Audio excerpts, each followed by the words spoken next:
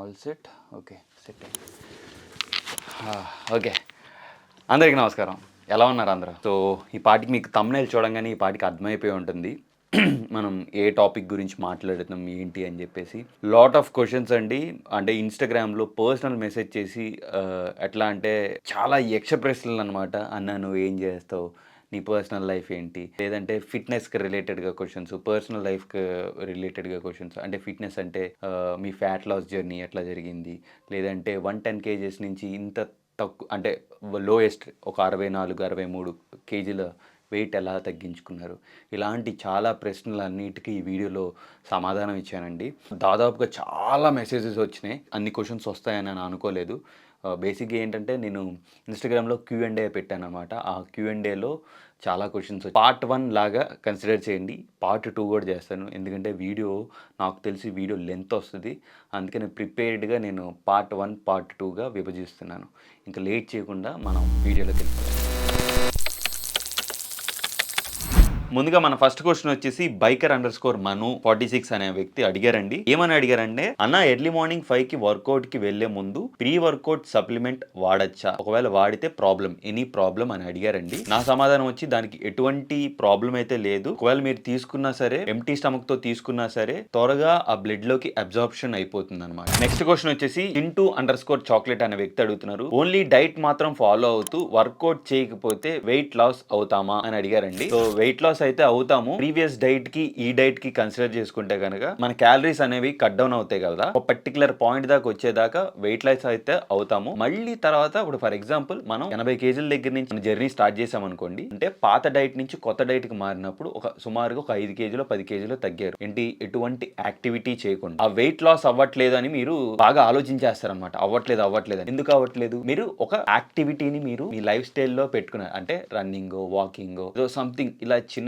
Activity cycling లో something ఒక activity పెట్టుకుంటే ఖచ్చితంగా మీరు తర్వాత ప్రాసెస్ కూడా వెయిట్ లాస్ అవ్వడానికి అవకాశాలు ఉంటాయి. ఒక వ్యక్తి వచ్చేసండి ఇలా అడుగుతున్నారు, how much time we have to spend on gym. ఇది ఒక యక్ష ప్రశ్న. ఎందుకంటే ఎన్ని గంటలు గడిపితే అంత కొవ్వు కరిగిద్దని చెప్పేసి మనలో ఒక అపోహ ఉందండి. బయట వాళ్ళ గురించి నేను పక్కన పెడితే నా గురించి నేను చెప్తాను. నేను సరిగ్గా కష్టపడితే కనుక 1.5 గంటన్నర కష్టపడ్డానండి. అంటే 110 kgల నుంచి దాదాపుగా నా వెయిట్ లాస్ చేసుకుంటూ వచ్చింది 1.5 గంటన్నర సేపు అనమాట. వెయిట్ ట్రైనింగ్ ఒక గంట సేపు, ఒక అరగంట వాకింగ్ లేదా రన్నింగ్ చేసేవాడిని. 2-3 గంటలు జిమ్లో ఎగబడిపోయి చేస్తే వెయిట్ లాస్ కానీ ఫ్యాట్ లాస్ కానీ అవ్వరు. ఏంటంటే మీరు ఏ విధంగా ట్రైన్ చేస్తున్నారు బాడీని, ఎంత తెలివిగా మీరు మీ మజిల్ మైండ్ కనెక్షన్తో ట్రైనింగ్ చేస్తున్నారు అన్నది ఈ వెరీ వెరీ ఇంపార్టెంట్ అనమాట. మీరు ఫ్యాట్ లాస్ అవ్వాలన్నా వెయిట్ గెయిన్ అవ్వాలి. తర్వాత ఇంకొక వ్యక్తి అడుగుతున్నారండి, ఏమనంటే అన్న మాస్ గెయినర్ యూస్ చేయొచ్చా. నా పర్సనల్ సజెషన్ అండి, నేను ఎవరికి చెప్పను మాస్ గెయినర్ యూస్ చెయ్యని. నాకు ఎందుకంటే మాస్ గెయినర్ మీద నాకు ఒక డిఫరెంట్ అభిప్రాయం ఉంది. అదేంట్రా అంటే, ఏదైతే డబ్బులు ఇన్వెస్ట్ చేస్తున్నారో మాస్ గెయినర్ మీద, అదేదో చక్కటి ఫుడ్ మీద, ఇంట్లో దొరికే ఫుడ్, అంటే బయట ఇప్పుడు చికెన్ కానీ లేదంటే వెజిటేరియన్ అయితే పన్నీర్ కానీ సోయా చంక్స్ కానీ ఇట్లాంటి వాటి మీద ఇన్వెస్ట్ చేయండి. ఇలాంటి మాస్ గెయినర్ చెత్త ప్రోడక్ట్స్ మీద మీరు ఇన్వెస్ట్ చేయొద్దు. ఎందుకంటే లైక్ చాలామంది నన్ను వచ్చి అడిగే క్వశ్చన్, నేను మాస్ గెయినర్ యూస్ చేసేస్తాను బాగా కండలు పెంచేసుకుందాం అని చెప్పేసి అడుగుతారు. బట్ మాస్ గెయినర్లో సగానికి సగం ఉండేది కార్బోహైడ్రేట్స్. ఆ కార్బోహైడ్రేట్స్ మన కొంపలో కూడా దొరికింది. ఏంటి, రైస్ ఇవన్నీ ఎక్కడి నుంచి దొరుకుతాయి? ఓట్స్ కొనుక్కోండి చక్కగా. తర్వాత చికెన్ కొనుక్కోండి. ఎంత డబ్బులు సేవ్ చేస్తారు. ఓకేనా. సో ఇప్పుడు ఒక ఆవిడ అడిగారండి, how long does it take to get rid of fat. It's all about ఎంతలాగా మీరు మీ కొవ్వు పర్సంటేజ్ ఉన్నది, అది ఎంత విడిదిలో తగ్గిద్ది అన్నది మ్యాటర్. అంటే విడిది అంటే ఇప్పుడు ఫర్ ఎగ్జాంపుల్ మీరు స్పీడ్గా తగ్గిపోవాలంటే తగ్గిపోదు. ఎందుకంటే చాలామంది నేను జిమ్కి వచ్చే ఆడవాళ్ళని చూస్తాను. అంటే వాళ్ళు ఎలా వస్తారంటే, ఇప్పుడు ఫర్ ఎగ్జాంపుల్ వాళ్ళకి ఒక 1 monthలో పెళ్ళుంది, వాళ్ళు త్వరగా తగ్గిపోవాలని చెప్పేసి వస్తారు. ఒక 1 month తర్వాత మళ్ళీ లావు అయిపోతారుగా. మాలాంటి వాళ్ళు బలిపశువులు అయిపోతారుగా. సో మీరు ఏం చేయాలంటే లైక్ అవి పర్టిక్యులర్గా ఈ ఒక్క మొమెంటం కోసం మీరు రావద్దు. ఇది జస్ట్ ఎగ్జాంపుల్ ఇస్తున్నాను. ఈవిడికి రెస్పాన్స్ కాదు, జస్ట్ ఎగ్జాంపుల్ ఇస్తున్నాను. అంటే ఎట్లా అంటే ఒక పర్టికులర్ టైం పీరియడ్ మీరు లైఫ్ స్టైల్ లాగా తీసేసుకోండి. దీన్ని భోజనం ఎలా అయితే చేస్తున్నామో వెయిట్ ట్రైనింగ్ ఏదో ఒకటి మేము వచ్చి బరువులు ఎత్తవసరంలా. ఏదో ఒక యాక్టివిటీ చేయండి. మీ ఫుడ్ కంట్రోల్డ్‌గా ఉంచండి. అలానే ఎంత టైం పట్టిద్దంటే ఈ కొవ్వుని కట్ చేయటానికి మీరున్న స్థితిని బట్టి, మీరున్న కండిషన్ బట్టి ఒక ఆడ వ్యక్తి అయినా, ఒక మగ వ్యక్తి అయినా దాని కండిషన్ బట్టి మీ లైఫ్ స్టైల్ బట్టి కూడా ఉంటుందన్నమాట. సో నెక్స్ట్ క్వెషన్ వచ్చేసండి ఒక వ్యక్తి అడుగుతున్నారు. అన్న మీది ఏ ఊరు? అంటే ఇద్దరు అడిగారు. నాటి జూనియర్ అనే వ్యక్తి. అలానే ఇంకొక వ్యక్తి అడిగారండి. మీ ఊరేది? ఏదో పేరు కూడా విచిత్రంగా ఉంది. విచ్ ఏరియా ఫ్రమ్ విజయవాడ అని చెప్పేసి అడిగారు. సో నేను బేసిక్‌గా ఐయామ్ ఫ్రమ్ విజయవాడ అండి, ఆంధ్రప్రదేశ్.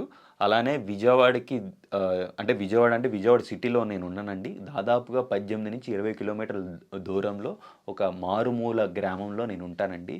సో అక్కడ నేను ఉండేది అడవి ప్రదేశంకి దగ్గరగా. సో ఇంకొక వ్యక్తి వచ్చి ఇలా అడుగుతున్నారండి. నీ ఇన్కమ్ సోర్స్ అండ్ సప్లిమెంట్స్‌కి అయ్యే ఖర్చు గురించి చెప్పన్నా అని చెప్పేసి అడిగారండి. నాకు వచ్చి ఇన్కమ్ సోర్స్ వచ్చి ఇప్పుడు ఏదైతే నా కెమెరా ముందు నేను మాట్లాడుతున్నానో, ఆ కెమెరాలో నుంచి ఏదైతే రికార్డ్ చేస్తున్నానో దాని నుంచే నాకు డబ్బులు సంపాదిస్తానండి. అలానే నేను వీడియో ఎడిటింగ్ కూడా చేస్తాను. సో తద్వారా నా నా బాడీ బిల్డింగ్‌కి అయ్యే ఖర్చు అవన్నీ వాటి నుంచే నేను సమకూర్చుకొని చేసుకుంటున్నాననమాట. ఇదే అంటే నేను ప్యాషన్‌తో బాడీ బిల్డింగ్ అలానే కాంపిటీషన్స్ ఇలా ఆడతాననమాట. Natural body building. చాలామందికి తెలుసు. ఒకవేళ తెలియనోళ్ళ కొత్త వ్యక్తులు ఎవరైతే ఉన్నారో వాళ్ళకి అర్థమవుతది. అలానే సప్లిమెంట్స్‌కి అయ్యే ఖర్చు అడిగారండి. సో దాదాపుగా నేను తీసుకునే సప్లిమెంట్స్ వచ్చండి వెరీ సింపుల్ అండి. వే ప్రోటీన్ ఒకటి తీసుకుంటాను. అలానే ఫిష్ ఆయిల్ ఒకటి తీసుకుంటాను. తర్వాత మల్టీవిటమిన్స్, అలానే ఎసెన్షియల్ అమైనో యాసిడ్స్.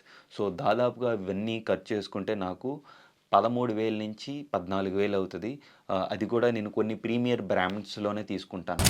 సో ఒక వ్యక్తి అడుగుతున్నారు డైట్ రెసిపీస్ అనమాట. బ్రో నేను చేసిన డైట్ రెసిపీస్ బోలెడన్ని ఉన్నాయి బ్రో. నేను బ్యాక్ టు బ్యాక్ జనవరి నుంచి ఫిబ్రవరిలో 2024లో నేను చాలా వీడియోస్ చేశాను. ఒక్కసారి మన ఛానల్‌లో ఉంది. అలానే నేను డిస్క్రిప్షన్ బాక్స్‌లో కూడా నేను కింద ఇస్తాను. వెంటనే వెళ్లి చూసేయి. వెజ్‌కి, నాన్ వెజ్‌కి సంబంధించిన చాలా రెసిపీస్ ఉన్నాయి. వెళ్ళి ట్రై చేయి. అలానే ఇంకొక వ్యక్తి అడుగుతున్నారు. ఏమనంటే అన్నా మీటప్ పెట్టన్నా అని. తమ్ముడు అంటే మీటప్ పెట్టే అంత స్థాయికి ఇంకా రాలేదేమో అని నేను అనుకుంటున్నాను. ఒకవేళ ఆ స్థాయి కనుక రీచ్ అయితే డెఫినెట్లీ పెడతాను. అది కూడా ఒక 10 మందికి హెల్ప్‌ఫుల్ అవ్వాలి. మీటప్ పెట్టామనుకోండి, మీరు ఏదో ఒక ఆశించే కదా నా దగ్గరికి వచ్చేది. అంటే ఆశించేదంటే నేను ఒక నాలెడ్జ్‌తో మీకు ఏదో ఒకటి ఇవ్వాలి. మీరు నా దగ్గర నుంచి ఏదో ఒకటి తీసుకుంటారు. సో ఒక ఆర్గనైజ్డ్ వేలో నేను అనుకున్న స్థాయికి వచ్చినప్పుడు నీకు ఖచ్చితంగా మీటప్. సో మన నెక్స్ట్ క్వెషన్ వచ్చేసి ఒక తమ్ముడు ఇలా అడుగుతున్నాడు. అన్న ఆర్మ్స్ పెరగాలి అంటే ఏం చేయాలి? ఐ డోంట్ నో ఏ ఉద్దేశంతో ఈయన అడుగుతున్నాడో అర్థం కాలేదు. అంటే ఉట్టి ఆర్మ్స్ ఒకటే పెరగాలా లేదంటే బాడీ కూడా పెరగాలో అది అర్థం కాలేదు. బట్ నేనైతే ఒకటి సమాధానం చెప్తాను. అలానే వచ్చే యువత కూడా అంటే జిమ్కి వచ్చే చాలా యూత్ ఏం చేస్తారంటే మండే ఆర్మ్స్ చేసి మళ్ళీ వెన్స్డే ఆర్మ్ చేసి మళ్ళీ ఫ్రైడే ఆర్మ్స్ చేసి ఇలా వీక్లో ఒక 5-6 సార్లు పైన లేదంటే పంపు కోసం ఇలా చేసేసుకొని వెళ్ళిపోతారు. ఐ డోంట్ నో ఎందుకు అన్నన్ని వేరియేషన్లు అన్నన్ని సెటిల్ చేస్తారో నాకు అర్థం కాదు. నేనైతే సింపుల్‌గా 2 టైమ్స్ హిట్ చేస్తాను. అది కూడా చాలా చాలా తక్కువ. 2 లేదా 3 వేరియేషన్స్ చేస్తాను. నా పుష్ పుల్ లెగ్ సిరీస్ చూడండి మీకు అర్థమవుతది. నేను ఎంత తక్కువ చేస్తాను అనేది. తక్కువ చేస్తూ కూడా కండల పైన. ఒక వ్యక్తి ఇలా అడుగుతున్నారండి. ఫిట్‌నెస్ కాకముందు మీ ప్యాషన్ ఏంటి? ఎడిటింగా? ఫోటోగ్రఫీయా? లేదంటే ఏంటి? ఆ స్టోరీ కొంచెం మాకు డీటెయిల్‌గా చెప్పండి అని అడుగుతున్నారనమాట. సో ఫస్ట్ ఆఫ్ ఆల్ నేను ఫిట్‌నెస్ కన్నా ముందు, ఎడిటింగ్ కన్నా ముందు, ఫోటోగ్రఫీ కన్నా ముందు నేనొక ఫిలిం బ్యాక్‌గ్రౌండ్ స్టూడెంట్ అండి. నేను చాలా షార్ట్ ఫిలిమ్స్ చేశాను. నా ఛానల్‌లోకెళ్ళి ప్లే లిస్ట్‌లు ఉన్నాయి. వెళ్ళి చూడండి. నాకు డైరెక్షన్ అంటే ఇష్టం అనమాట. ఒక ట్రాక్ నుంచి ఇంకొక ట్రాక్‌కి మారుతా వచ్చాను. అంటే ఒక పడవలో నుంచి ఇంకొక పడవకి మారుతా వచ్చాను. అంటే బేసిక్‌గా నాలో నేను గ్రోత్ కోసం నన్ను నేను స్వయంగా పైకి ఎదగాలి అని అనుకున్నాను. బట్ అక్కడ నాకు దొరకలేదు. అలానే ఫోటోగ్రఫీ, అలానే ఎడిటింగ్ ఇవి నా జీవనాధారణం.